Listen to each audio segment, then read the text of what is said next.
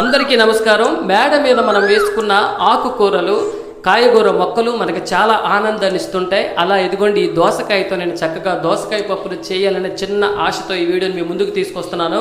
ఇదిగోండి, పప్పును కడిగి ఆ నీళ్ళను మొక్కకు వేయండి. మొక్క చక్కగా పచ్చగా వికసిస్తుంది. ఆ పప్పును కుక్కర్లో వేసిన తర్వాత తరిగిన ఉల్లిపాయలు, పచ్చిమిర్చి, టొమాటో, దోసకాయ ముక్కలను వేసి రుచికి సరిపడంత ఉప్పు వేసి మన శరీర క్షేమాన్ని కోరే పసుపు వేసి మూత పెట్టి మంటపై పెట్టాలండి. బాగా ఉడికి ఆవిరంతా తగ్గిపోయాక మూత తీసి కాస్త కారం నీళ్లు వేసి మళ్ళీ పెద్ద మంటపై పెట్టాలండి. చక్కగా ఉడికి దగ్గరకు అవుతున్న క్షణంలో నూనెలో మనము పోపు దినుసులు, వెల్లుల్లి, కరివేపాకు, ఎండుమిర్చి వేసి పప్పును అందులో తాలింపుగా వేసుకోవాలి. ఇంకేముందండి, వేడి వేడి అన్నంతో కలుపుకొని పిల్లలకు ఒక ముద్ద పెట్టి మనం ఒక ముద్ద తింటే వృక్షో రక్షితి రక్షితం. అందరికీ నమస్కారం. మేడ మీద